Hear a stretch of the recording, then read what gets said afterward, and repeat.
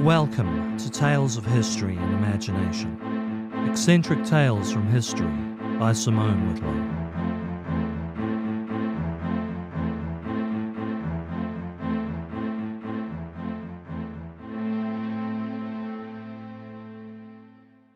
Hi everyone, welcome back to Season 4 of the podcast.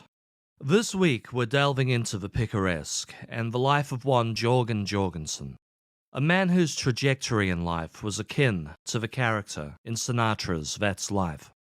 He was a puppet, a pauper, a pirate, a poet, a pawn, and a king, and Jorgensen was more besides. We'll get to Jorgensen in a moment, but first we need to visit Britain's House of Commons, the year 1779. There was an important meeting going on there that day, and Britain had quite the problem having arisen from both its changing demographics and from the rise of the middle classes following the Glorious Revolution of 1688. In last year's episode on The Bottle Conjurer, I briefly touched upon the Glorious Revolution, and while it really deserves its own episode, we need to know the following today. In 1688, a Dutch aristocrat named William of Orange sailed an armada of ships more than twice the size of the Spanish Armada down the River Thames. For months he'd made his intentions clear. He was going to be the next King of England. A growing number of British aristocrats, displeased with their king, James II, and more so that his new Catholic wife had just given birth to a Catholic son, who would have become a Catholic king over his pre-existing Protestant daughters. Well, they were happy to sanction the invasion. In fact, some had even written to William of Orange inviting him. In return, they expected the royal family to be less autocratic to them, to give politicians more sway, and to allow wealthy Britons to pursue capitalism more freely. Under the old system, if you had a brilliant idea that could somehow improve the world and make yourself rich in the process, that idea could still be killed the moment a monarch refused to grant a patent. One often quoted example is of William Lee, a 16th century clergyman and inventor who made a knitting machine. The Reverend Lee had fallen for a local woman who knitted to make money, and who either was far too preoccupied by knitting or was very slow at it, so was always busy when he came calling. Lee, smitten with the lady, invented a machine that automated the process, speeding the job up considerably. It should have been a no-brainer to patent this machine.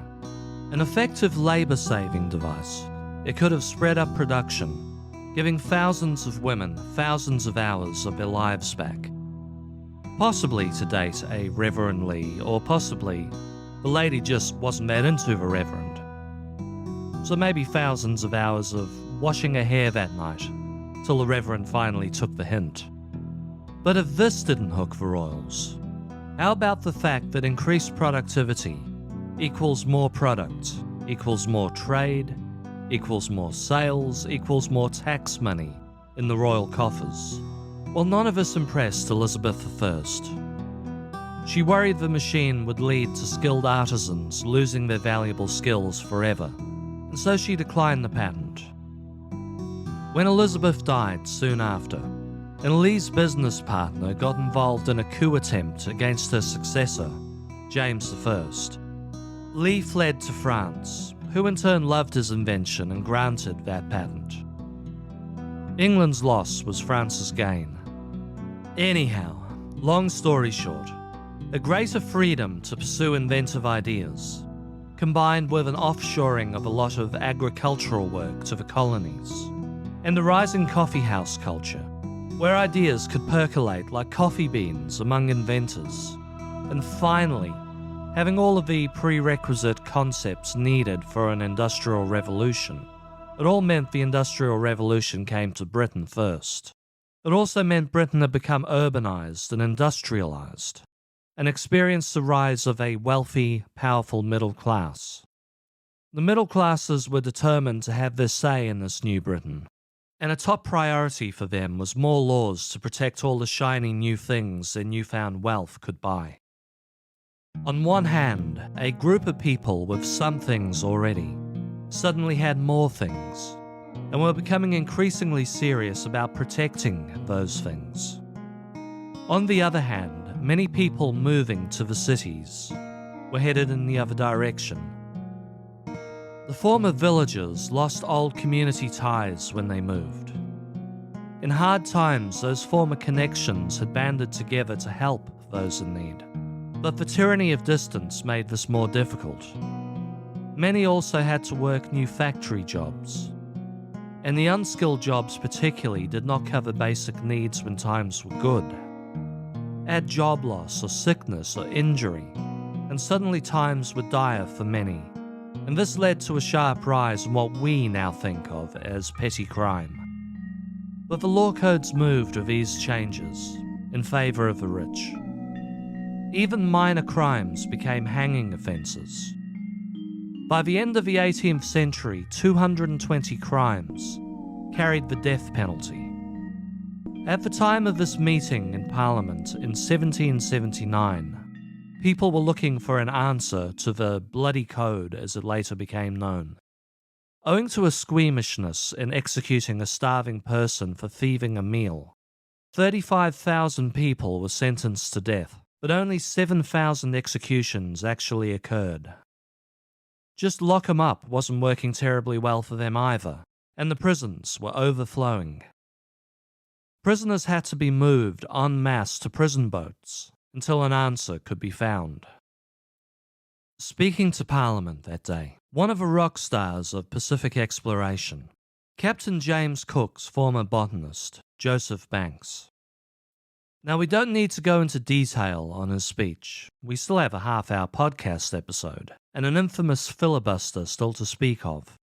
But we need to know that Banks had been on Cook's voyage, which put New Zealand and much of the east coast of Australia on the map in 1770. He loved Australia and saw huge potential there. Based on the land he'd seen, Banks imagined a land teeming with farms. He suggested Parliament save hanging for the more serious offences, and to start shipping petty criminals out to Botany Bay in their colony of New South Wales. Now, this wasn't an entirely new idea. Before the USA separated from the Empire, 60,000 convicts were sent over as indentured labourers. If they survived a couple of years of backbreaking work, and many didn't, they might even become landowners themselves. In May 1787, the first 11 of many convict ships set off for Australia. In excess of 160,000 men, women and children would be shipped out to the prison colonies between 1787 and 1868. And now we've added some context. Let's discuss Jorgen Jorgensen. Jorgen Jorgensen was born in Copenhagen, Denmark on 29th March 1780. His family were comfortably middle class. His father, Jorgen Sr., was so well thought of as a watchmaker, he was contracted to make timepieces for the Danish royal family. While Jorgen's family expected the boy would set up a business like his father, as a child he'd longingly sighted a Dutch East Indiaman setting sail for faraway lands. From that day on, he dreamed of becoming a sailor. At 14, his father partially relented and apprenticed him to an English collier named the Janian, a coal-carrying vessel which rarely voyaged. After 4 years, Jorgensen had enough of that and quit. He signed up for a whaling ship headed for South Africa. This gave Jorgensen his first experience of life at sea, and the part of the world he'd come back to later in life. First on a whaling ship called the Fanny, and then on the Harbinger, which at least on one occasion carried convicts to Algoa Bay, South Africa. He worked the waters around the Cape of Good Hope. In 1798, well before Napoleon had lost 2/3 of his fleet at Trafalgar, he survived being fired upon by a French gunship. In 1801, Jorgensen finally got a chance to go exploring, when a ship, the Lady Nelson, arrived at the Cape, en route to Sydney, Australia. They needed men, so Jorgensen, now going by John Johnson, signed up of a voyage. In Sydney, Jorgensen met the famed explorer Matthew Flinders. He travelled on the Lady Nelson as it sailed southwards into what is now the state of Victoria, surveying Port Phillip on the way, before crossing the Bass Strait to Van Diemen's Land, now Tasmania. They surveyed much of the shoreline before setting up in Risdon, where another gang of explorers entirely would senselessly massacre a large group of Aboriginals in 1804. He helped form a settlement down a ways in what is now the state capital, Hobart. While there, he explored the Derwent River. Jorgensen took time out between missions to explore inland past Sydney, with a French explorer who was determined to claim he'd been further inland than any other European. Once it seemed they'd reached that point, one would upstage the other by taking just another 20 paces before the other reciprocated. This first voyage to Australasia seems like one big, boys' own adventure. Jorgensen took time out to join a sealing ship headed to New Zealand. Once back, he spent time as a chief officer on a whaling ship that travelled between both countries. 2 decades before the Weller brothers arrived in Sydney themselves and started buying up their own whalers, such as the Billy O.T., now famous thanks to TikTok sea shanties. Jorgensen was out on Tasmania's Derwent River, harpooning the first ever whale killed on that river. One presumes many a sea shanty were sung aboard Jorgensen's whaler, but it was well before Soon May the Wellerman come. After an eventful couple of years, he sailed for London in 1806. Along the way, he convinced 2 Maori and 2 Tahitians to join him on the voyage homewards.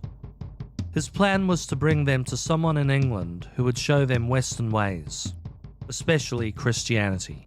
Once schooled up, the 4 would be sent back home as kind of brand ambassadors for European ways. Back in London, he met the royal botanist, Joseph Banks, and handed his guests over. Banks found them a home among the church, but tragically, all 4 guests would be dead within a year. In 1807, Jorgen returned to Copenhagen to a hero's welcome. The locals were ecstatic their local boy done good was back. But Jorgensen was far from overjoyed. The town was a mess. Denmark was a neutral party in the Napoleonic Wars, although a party with a very large collection of warships. The British worried Napoleon would invade Denmark just to get his hands on the ships. So twice, first in 1801, then again in 1807, the British Navy sidled up to Denmark, and then bombed their fleet to smithereens. Jorgensen was incensed at this act of terrorism and convinced 8 of Copenhagen's wealthiest citizens to buy him a gunboat. With a crew of 83 men and 23 big guns, Jorgensen set sail as a privateer on the Admiral Jewel. His mission, to rob and incapacitate any British ship that crossed his path. Jorgensen's war started out well. From the get-go, he captured 3 merchant ships in open waters, but then he decided to try his luck along the British coast. Just outside of Yorkshire, he ran across 2 large British warships, the Sappho and the Clio. Jorgensen engaged the 2 ships in battle and managed to hold his ground for around 45 minutes, before the Admiral's Jewel all shot to pieces. He saw it prudent to surrender before he was sent to Davy Jones's locker. He was taken to a jail cell in Yarmouth, but he was not there for terribly long. Jorgensen has claimed he was a double agent, having been approached by a British spy back in Copenhagen, but he's also a notoriously unreliable narrator. It's just as possible someone high up who knew him and liked him, like Joseph Banks, caught wind of his capture and figured, hey, why not make use of this guy elsewhere? Either way, he was called to London and asked what he could do to help with the British war effort. A suggestion was made by Jorgensen to let him sail to Iceland. Isolated and high up in the North Atlantic and Arctic Oceans, Iceland had suffered greatly over the course of the Napoleonic Wars. then a colony of Denmark. They were only allowed to trade with the Danish. Denmark now had fewer ships left to do things like trade with remote northern outposts. This left Iceland bereft and in the midst of a great famine. Jorgensen planned to brave the waters and land a ship full of supplies. He was to set up a trading post between the two countries and wage a soft power operation while there. While saving the Icelanders from starvation, he would convince them the Britons were not so bad after all. When Jorgensen sailed off, most people expected he'd run afoul of the weather or a Danish warship and never be seen again. He did, however, land at Reykjavik safe and sound. Having offloaded his cargo, he sailed back to Liverpool, England, this time to pick up 2 shiploads of supplies. While he was away, the governor of Iceland, a man named Count von Tramp, heard about the shipload of British goods, and forthwith barred all merchants from trading with them. When Jorgensen returned, he was bluntly ordered away, and told in no uncertain terms he was not to return. He stated his ships would pack up and leave in the morning. The following morning, a Sunday when it appears all of Iceland, barring Count von Tramp and his cook, were at church, Jorgensen landed with 12 armed men. The men marched straight to von Tramp's residence and arrested the governor. When the congregation left church that morning, they found their governor deposed, and that Jorgensen had declared himself King of Iceland. In his brief reign as king, Jorgensen brought in a raft of policies that radically changed the nation. First, he halved income tax and then forgave all debt owed by anyone to the Danish crown. He took money from former Governor von Tramp's coffers and invested it in upgrading the schooling system. He also radically changed the nature of work in Iceland. For centuries, workers have been tied to the land, herding sheep primarily for the European wool markets. Though surrounded by oceans teeming with fish, the Danish crown had refused to grant the people permission to fish full-time. For one thing, the Danish felt they really needed the wool. For another, they didn't fancy Iceland becoming wealthy enough to no longer need them. Jorgensen not only lifted that embargo, but he threw government money at the nascent industry. He had a fort built, established a small army, and realizing he needed to win the clergy over, he gave all the priests on the island a hefty pay rise. Where all earlier governments were autocratic, Jorgensen set up law courts and announced he would establish a system of elected government to help him rule as soon as it was practical to do so. Unsurprisingly, the people of Iceland loved their new king, and for the most part, embraced the new regime enthusiastically. He did one other thing, however, which left the British fuming. All his changes would have brought prosperity over time, but in the meantime, Iceland desperately needed money. To raise funds, Jorgensen set a tariff on British imports. 2 months into King Jorgen's reign, the British warship, the HMS Talbot, showed up in Reykjavik harbour to find out just what in the hell was going on in Iceland. Jorgensen boarded the Talbot and returned to London to plead his case. When Joseph Banks, furious with him, refused to help him, Jorgensen went into hiding. He was arrested a few weeks later and had his parole revoked. He was sent to Tothill Fields Prison in London. As his 2-month reign roughly coincided with the hottest time of year, when the dog star Sirius hangs over Iceland's night skies, Jorgensen became their Dog Days King.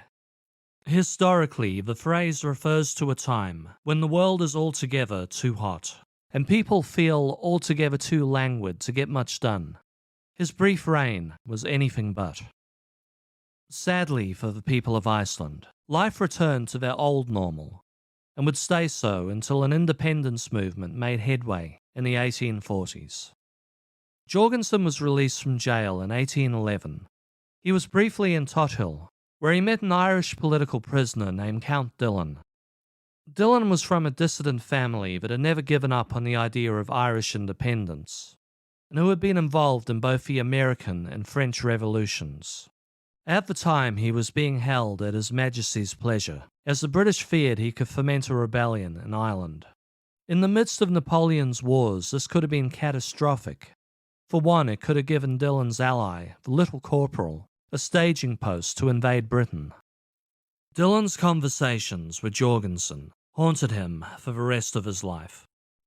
But most of his time behind bars was spent on a prison boat on the Thames. Once released, Jorgensen turned to writing for a living, and drinking heavily while gambling for solace.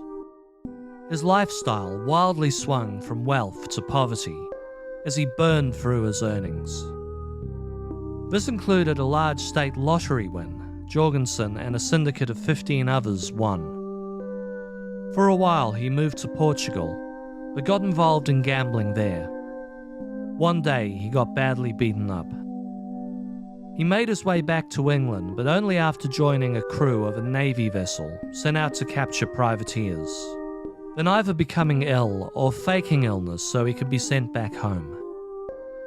In the closing days of the Napoleonic Wars, the British government again called on Jorgensen, employing him as a spy. Once back in London in 1813, he'd come across the dissident Count Dillon one day in a coffee house. The Count shared with Jorgensen a French and American plot underway to liberate Australia, using a fleet of heavily armed warships. Jorgensen took this information to the Colonial Office, who were not terribly interested at the time. Count Dillon took command of a small fleet, and our fleet wrecked off the coast of Cadiz, Spain, en route to Australia. An American fleet then showed up in Australia soon after, wrecking 17 whaling ships before they were stopped.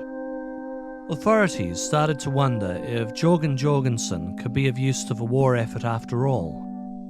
They finally found him in a debtor's prison and arranged for his release. Jorgensen was given a mission. He was to make his way to the European mainland and write reports of the goings-on in Europe. Given a large sum of money and a wardrobe of new clothes, Jorgensen drank and gambled away nearly all of the money before he'd even set sail. He had to hitch a ride on a friend's ship. He drunkenly made his way throughout the continent like a character in a picaresque novel, a real-life Barry Lyndon or a Candide. Surviving largely on his wits and charm, he drank and gambled, often losing his shirt one night, and then charming a new set of clothes from some aristocrat in the next town the following day. Although not personally involved in the Battle of Waterloo, he was in Belgium when the battle occurred. He was close enough to the action to watch it from the sidelines, and then spent 3 days wandering the fields in the wake of the battle. Post-war, now back in England, Jorgensen planned to move to South America, but every time it looked like he might get the funds together to move, he would get drunk and gamble his money away. In 1820, he stole bedroom furniture from his landlady and was given a 7-year prison sentence in Australia. Friends in high places stepped in, and it was agreed his sentence would be waived if he left Britain immediately. Jorgen was even given the money to do so, but he fell upon old habits and lost it all on the gambling table. He was rearrested and sentenced to death, which in turn was commuted back down to time in an Australian penal colony.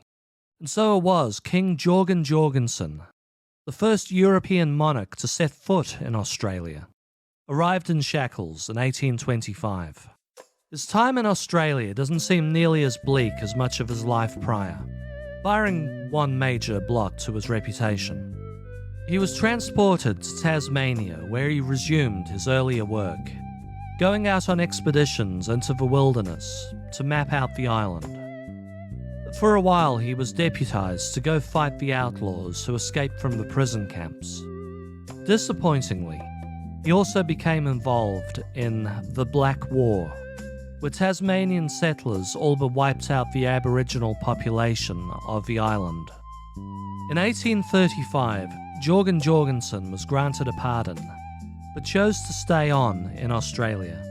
At this point, he was settled on his own land and married to an Irish convict named Nora Corbett.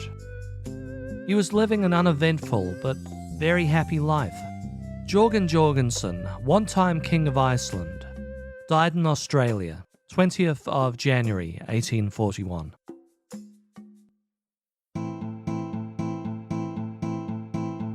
Thank you for listening. This has been Tales of History and Imagination. All episodes written and narrated by me, Simone Whitlow.